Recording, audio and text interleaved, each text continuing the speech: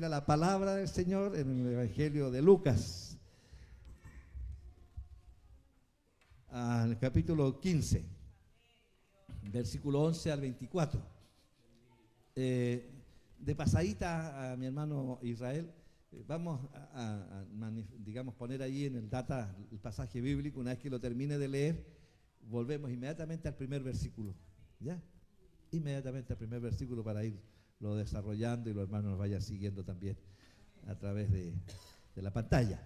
Muy bien, el Evangelio de Lucas, dije capítulo 15, versículo 11 al 24, un pasaje.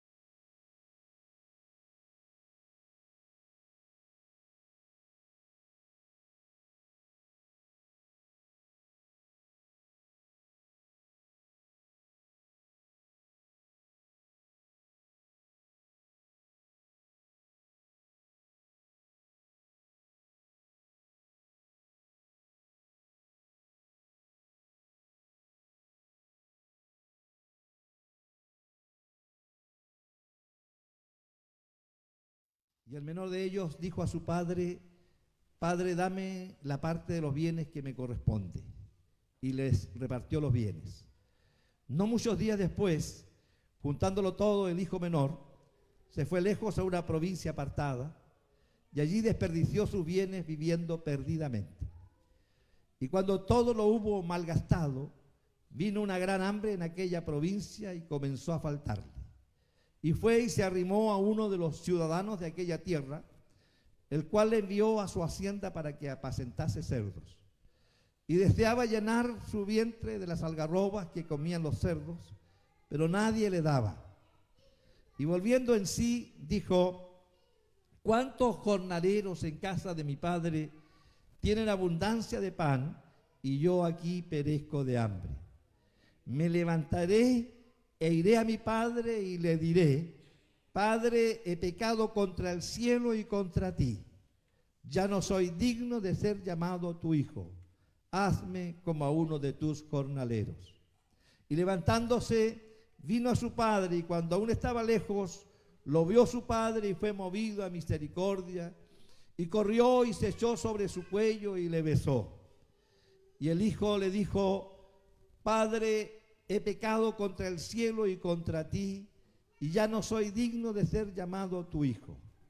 Pero el padre dijo a sus siervos: sacad el mejor vestido y vestidle, y poned un anillo en su mano y calzado en sus pies, y traed el becerro gordo y matadlo, y comamos y hagamos fiesta, porque este mi hijo muerto era y ha revivido, se había perdido y es hallado. Y comenzaron a regocijarse. Esa es la palabra de Dios para nosotros en esta tarde. A modo de introducción voy a decir un par de cositas antes, como para entrar en el contexto. Decir que esta parábola, en primer lugar, decir que esta parábola está relatada solo por el Evangelio de Lucas. No lo encontramos el relato en ninguno de los otros evangelios. Es una primera cosa que quiero decir. Lo segundo es que esta parábola surge ante la crítica de los fariseos y los escribas acerca de la conducta de Jesús. Le critican porque Jesús come, recibe a los publicanos y a los pecadores. Y ante esa actitud de crítica es que surge esta parábola. No solo estas, dos anteriores, una acerca de la oveja perdida y la otra sobre la dracma perdida, y esta tercera sobre el hijo pródigo, que intentaba decirle a los israelitas de alguna manera que existen existen siempre las posibilidades de que alguien del pueblo se descarríe. Cuando hablamos de la oveja, no hablamos que es un chivo el que se enreda, es una oveja. Cuando hablamos de una dracma, no estamos diciendo que fue el billete que se perdió, sino una dracma. Entonces intenta decirle primero con estas tres parábolas Jesús a los escribas y a los fariseos que siempre existirá la posibilidad que alguno de lo que es parte, de alguno de aquellos que es parte del pueblo de Dios se aparte. Y entonces queda rebotando la interrogante para ellos: ¿qué hacemos con los que se van, con los que se descarrían, con los que se enredan y quedan afuera? Ahí queda rebotando esa pregunta con estas tres palabras: ¿qué se hace? Porque está Jesús siendo criticado, porque recibe a los pecadores, porque come con ellos. Entonces Jesús responde con estas tres palabras acerca de lo importante que es saber que existe una posibilidad en el profundo amor de Dios de recibir al que se apartó. Bendito sea su nombre. Que la actitud que se demanda de los que sirven a Dios, la actitud que se demanda de los hijos de Dios, es que cuando regresa un descarriado hay que recibirlo.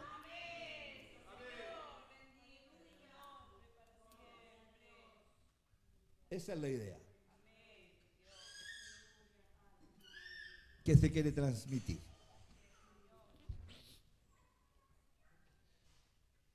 Matthew Henry, un erudito bíblico muy famoso, muy conocido, escribe en su comentario acerca del término que se le da a esta parábola, la parábola del hijo pródigo. Y Matthew Henry dice en su comentario que se usa el término pródigo en su peor sentido. Es decir, se refiere a alguien frívolo e inquieto, impaciente y sin freno, vago, libertino. Eso dice este erudito bíblico, que este término se usa en el peor de los sentidos, cuando designamos a este joven como el hijo pródigo. A pesar de esa definición tan drástica de Matthew Henry, yo he preferido compartir este mensaje del hijo pródigo desde mis pensamientos personales, para decir un par de cosas acerca de este relato bíblico. Decir que, según el relato bíblico, este joven, en primer lugar, tenía una posición de alta dignidad.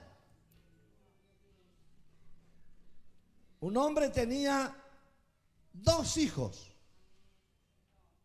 Es decir, el menor de ellos, que después va a ser catalogado como pródigo, era un joven que pertenecía a esa familia. No era un peón, no era un esclavo, no era un siervo de la casa, era hijo del padre de familia, era parte de la familia, tenía una posición de alta dignidad. Fíjese que el apóstol Pedro, en el capítulo 2, versículo 9 de su carta, dice: mas vosotros sois linaje escogido. Se refiere a nosotros. ¿Me está siguiendo? Dicen ahí por los televangelistas. ¿Me está siguiendo? Dios nos bendiga. Pedro dice: refiriéndose a nosotros, más vosotros sois linaje escogido, real sacerdocio, nación santa, pueblo adquirido por Dios. Esa es la posición que nosotros tenemos en este momento dentro del pueblo de Dios. Somos una nación santa, un pueblo adquirido por Dios, comprado a precio de sangre. Tenemos dentro del pueblo de Dios una posición digna. Si usted no fuera parte de este pueblo, de esta iglesia, y yo lo viera en el centro, pasaría usted totalmente desapercibido para mí y yo para usted. Pero como somos parte del pueblo de Dios, si nos encontramos en la calle nos identificamos enseguida. Se produce un contacto y un gozo y una alegría de vernos, porque tenemos una posición distinta. Somos parte del pueblo de Dios. Por lo tanto, tenemos una posición de dignidad. Y este joven tenía esa posición de dignidad. Era parte de la familia. El segundo de los hijos en esa familia. Un joven noble. Por sus venas corría la misma sangre que su padre, que era un hombre noble. Por lo tanto, este joven era un joven noble, parte de la familia. En segundo lugar, a pesar de tener esta posición de dignidad y a pesar de ser parte de la familia, no era inmune a la tentación, como también en el caso nuestro. Somos parte de esta familia, somos pueblo adquirido por Dios, pero no somos inmunes a la tentación. Eso sucede con este joven. El versículo 12 dice que el menor de ellos dijo a su padre: Padre, dame la parte de los bienes que me corresponde. Y le repartió los bienes. No muchos días después, juntándolo todo, el hijo menor se fue lejos a una provincia apartada y allí desperdició sus bienes viviendo perdidamente. Era parte de la familia. Disfrutaba y gozaba de todos los beneficios de un padre que le otorgaba todo. Algún erudito dijo en algún momento que el padre actuó con cierta irresponsabilidad al entregar la parte de la herencia a este muchacho siendo todavía tan joven. Pero el caso es que el padre entrega la herencia que este joven pide. No cabe la menor duda, y es el análisis que uno va haciendo del pasaje, es que el mundo de afuera ejercía presión sobre él. Es lo que pasa con jóvenes y señoritas y hermanos y hermanas de las iglesias.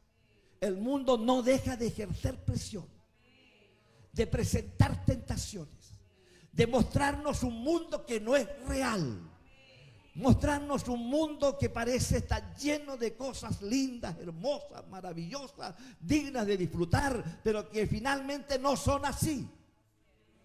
Pero el mundo ejerce presión y trata de sacar a los jóvenes de las iglesias, a los hermanos de la iglesia, ofreciéndoles afuera aparentemente algo mejor.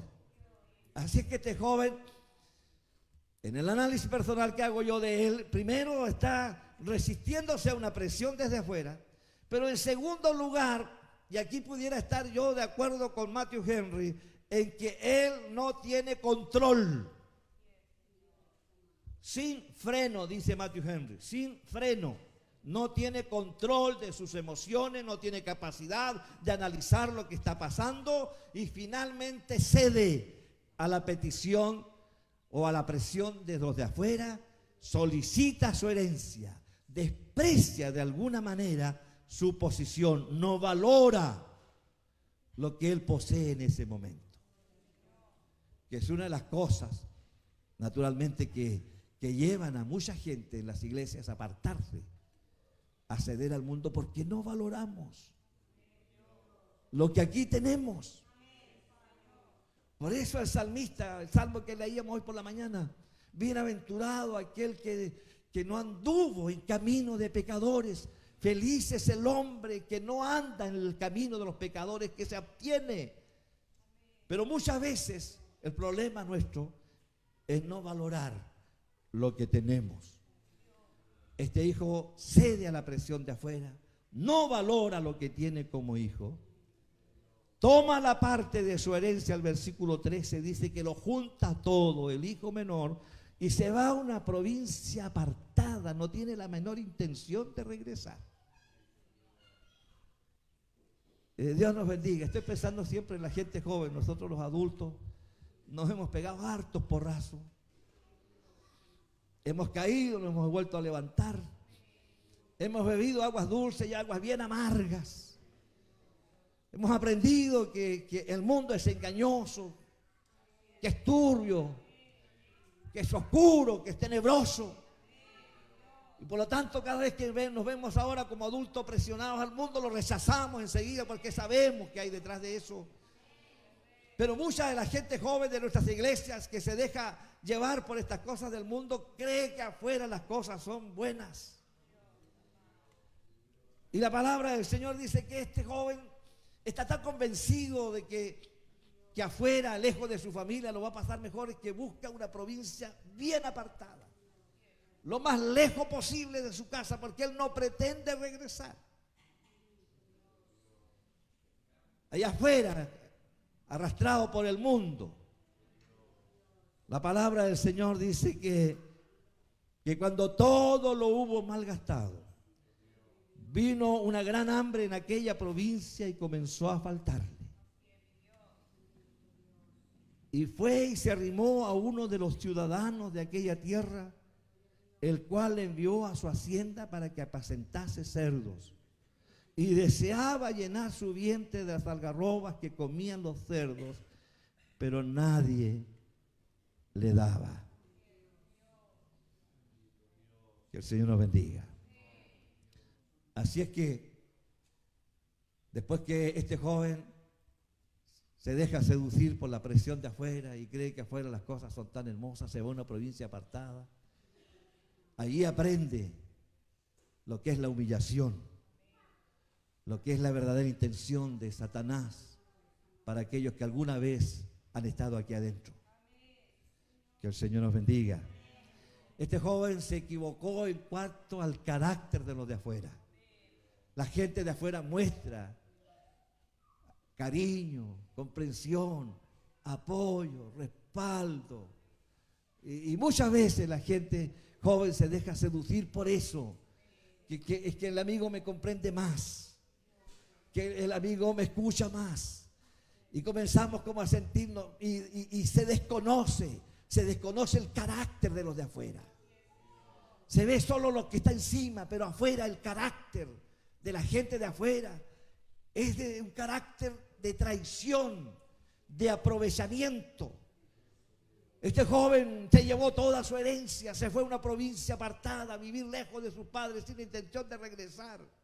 No va a pasar bien, no va a vivir una vida feliz con sus amigos, con sus amistades. Y tristemente va descubriendo con el paso del tiempo, cuando se le va acabando la herencia, se le van acabando los recursos, en que ya los amigos no son tan amigos. Va aprendiendo allí que esos amigos que le palmean la espalda ahora le volvían la espalda. Poco a poco comienza a gastarse todo lo que tiene, ha vivido perdidamente, ha disfrutado con los amigos, ha bebido. Más adelante la palabra de Dios dice que gastó su dinero en prostitutas y en todas esas cosas que el mundo le ofreció. Mientras estaba el dinero, los amigos lo recibían y era recibido hasta con aplausos seguramente en alguna cantina porque llegaba él. Pero cuando el dinero comienza a acabarse y él comienza a necesitar de los amigos comienzan a darle la espalda. Él era un muchacho noble, un muchacho aparentemente de buena familia. Así es que sin duda sus amistades que él buscó afuera eran más o menos de su nivel. También de buenas familias, pero igualmente traicioneros. Y cuando él comenzó a perder todo y ya no le quedaba nada, seguramente a quienes primero recurrió es a sus amigos. Pero los amigos devolvieron la espalda. Seguramente en algún momento el joven dijo: yo no quiero que me regales nada, yo solo quiero que hables con tu papá para que me dé trabajo en la hacienda. Pero nadie le daba trabajo. Y fue sintiéndose solo, la ayuda de los amigos ahora ya no estaba. Aquellos que lo querían tanto, pero que en realidad andaban detrás de él por lo que él podía dar. Como decía una alabanza por ahí, cierto amigo no es aquel que busca tu dinero. El mejor amigo es aquel que está en el cielo. Que lo único que busca el Señor es bendecirnos. Y nos encontramos allí con este joven ahora despreciado, solo. Allá afuera en el mundo, estimado hermano, si usted abandona estas lides allá afuera en el mundo, Satanás es su peor enemigo. Es perverso, es maligno, está lleno de odio, buscará destruirlo. ¿Qué es lo que Satanás intentó hacer con este joven? No encontró trabajo, se encontró solo, abandonado, pobre, sin dinero, viviendo lejos de su casa. Finalmente dice la Escritura que lo único que encuentra es un trabajo completamente indigno para un joven judío: cuidar cerdos. Un trabajo indigno. Para nosotros quizás no lo sea tanto en nuestra cultura occidental, pero para un judío cuidar cerdos era el trabajo más indigno que alguien pudiera tener. Para los israelitas el cerdo es un animal inmundo. No se puede comer, no se puede tener en casa, no se pueden criar cerdos. Los judíos tenían estrictamente prohibido tener cerdos en sus haciendas.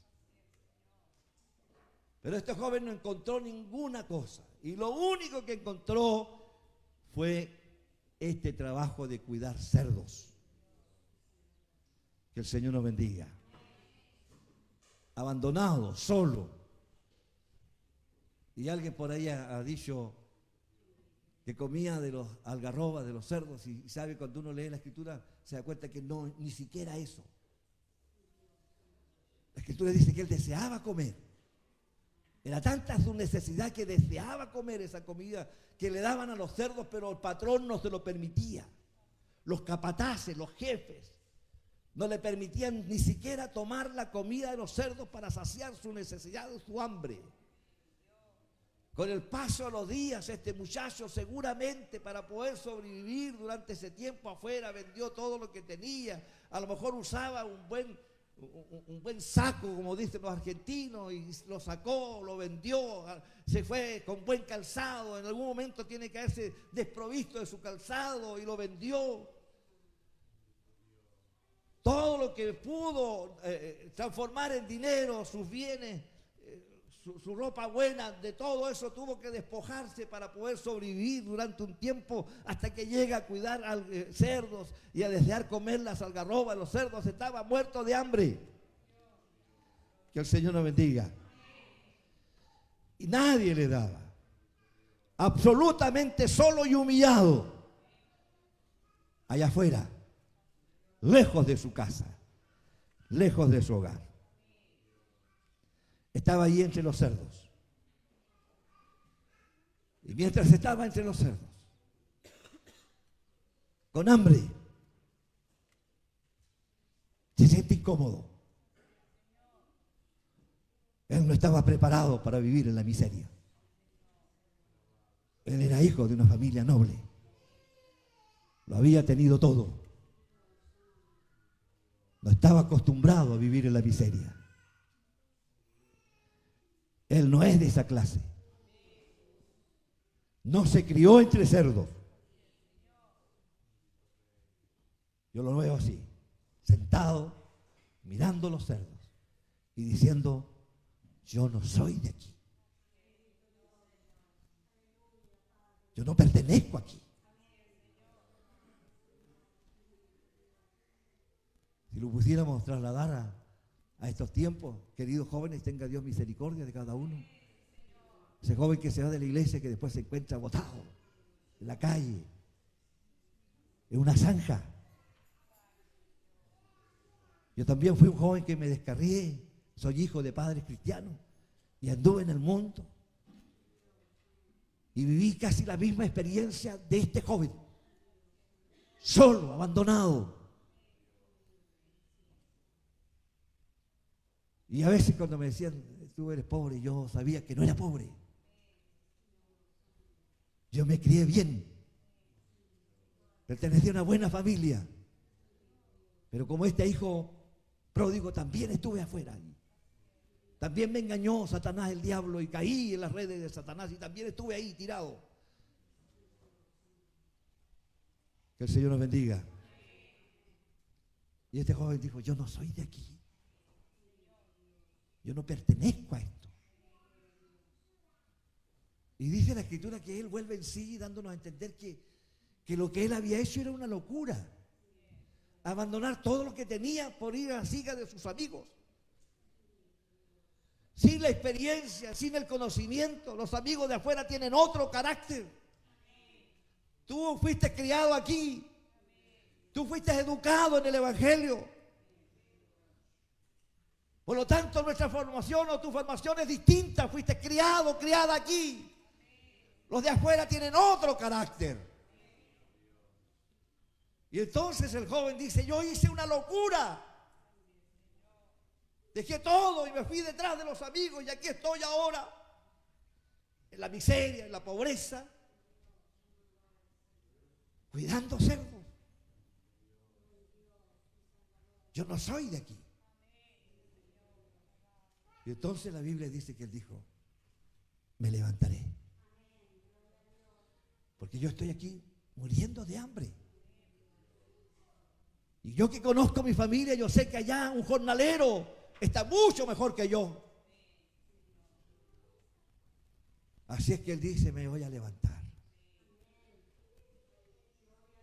Me levantaré, iré a mi padre y le diré, Padre, he pecado contra el cielo y contra ti, ya no soy digno de ser llamado tu hijo.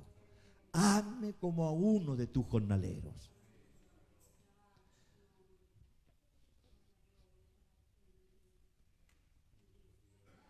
Ahora él ha madurado. Ahora él ha crecido. Matthew Henry decía que era un joven frívolo, inquieto, impaciente, sin freno, vago, libertino. Y yo quiero decir, ese fue el joven que salió de la casa.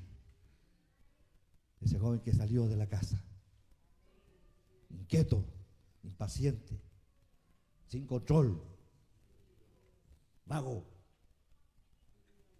libertino. Ahora la vida lo ha ayudado a madurar. Ahora ha madurado. Y dice, en la casa de mi padre hay abundancia de pan. Volveré y le diré a mi padre, he pecado contra el cielo y contra ti. ¿Sabe que llegar a esa reflexión, hermano querido, ya se requiere madurez? Porque él reconoce que su desobediencia en primer lugar fue hacia Dios. Todo pecado, en primer lugar, hermano, es hacia Dios. Pero también daña a los que nos rodean. Daña a los padres, daña a los hermanos. Daña el círculo en el que nosotros nos movemos. Nosotros como parte de la iglesia, cuando alguno de nuestros jóvenes se aparta y se va al mundo, sufrimos también. Lo lamentamos, lloramos y no dejamos de orar para que Dios lo traiga de regreso. Porque nos afecta, porque es parte de nosotros.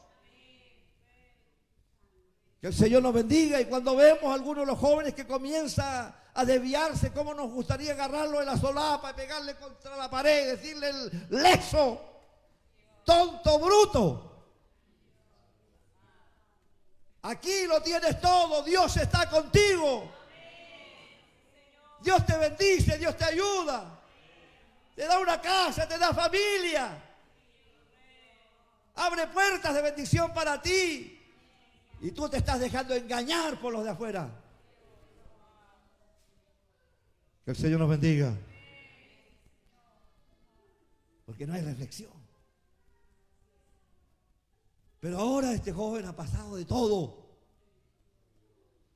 Querido joven que estás aquí esta noche, no esperes pasar por la miseria.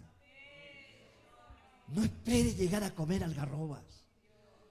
No esperes a llegar a estar botado, tirado en el piso.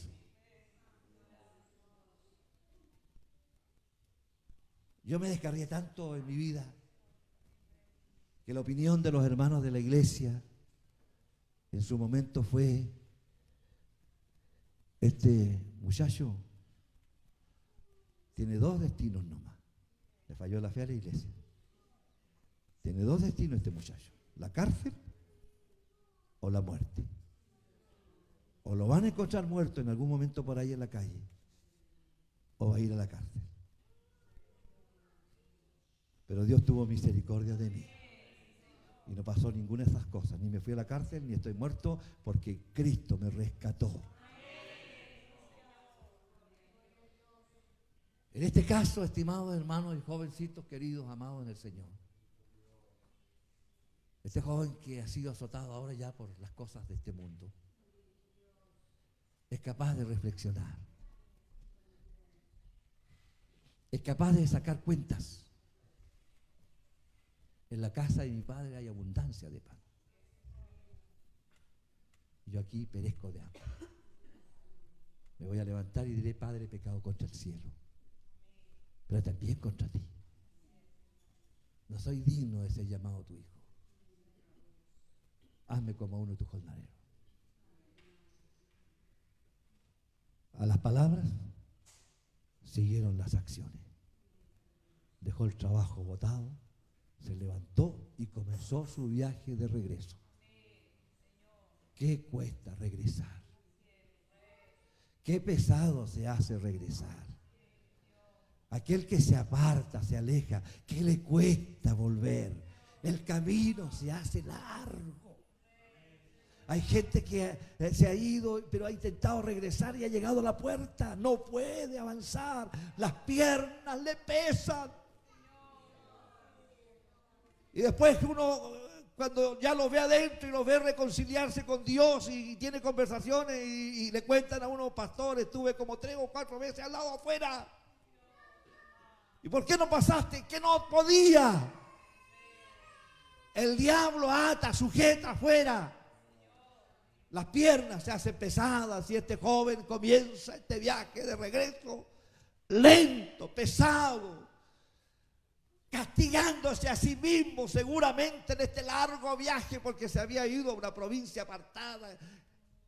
¿Qué pensaba en el camino? ¿En qué momento estuve en que dejó todo por esta porquería? Dios nos guarde, el mundo tiene porquería, jóvenes. Dios tiene bendiciones aquí. Dios tiene profesión para ti, Dios tiene trabajo para ti. Los de afuera te reciben con alegría solo cuando puedes dar. Cuando no puedas, te van a abandonar. Especialmente si fuiste cristiano. Que el Señor nos bendiga. Finalmente, el joven llega cerca de su hacienda, lo que fue su hacienda. Ahora ya no le pertenecía.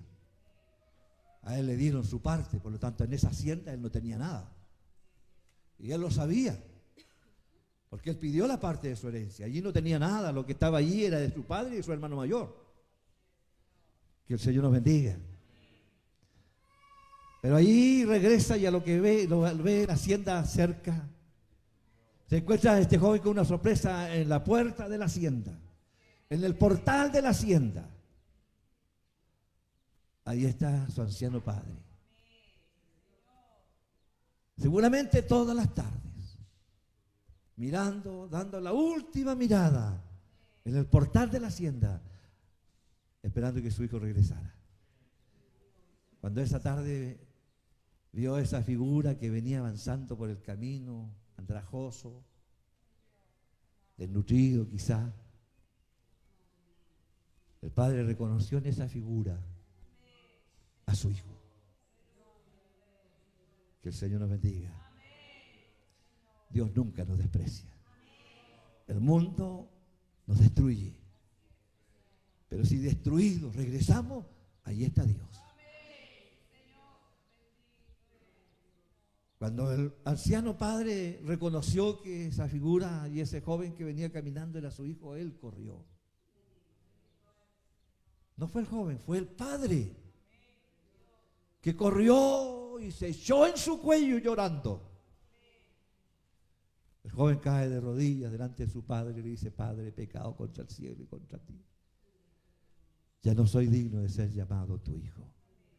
Hazme como a uno de tus jornaleros. El papá lo levanta, lo lleva a la hacienda, llama a los servidores y les dice: traen un vestido nuevo y colóquenlo, vístanlo. Pongan calzado en sus pies. Traigan el anillo de la hacienda y pónganlo en su dedo, porque él es restaurado ahora. Yo como padre lo restauro, le pongo el anillo que representa a la hacienda y por lo tanto lo restauro como parte de esta familia. Matemos un becerro gordo y hagamos fiesta, porque este, mi hijo, muerto era y ha revivido. Se había perdido y es hallado. Y comenzaron a regocijarse. Hermano querido, en esta parábola Jesús quiso indicar: Dios estará siempre con los brazos abiertos. Si tú te has alejado de los caminos del Señor pero quieres regresar, Dios está ahí para recibirte. Un famoso filósofo, que no sé si voy a mencionar bien el nombre, Malebranche, lo digo en español, dijo: Dios es el lugar de los espíritus, así como el espacio es el lugar de los cuerpos celestes. El hombre que vive lejos de Dios está fuera del lugar y terminará destruido. El hombre fue creado para vivir cerca de Dios. Lejos de Dios será destruido. Vamos a orar al Señor y le vamos a dar gracias a Dios por esta palabra en esta tarde.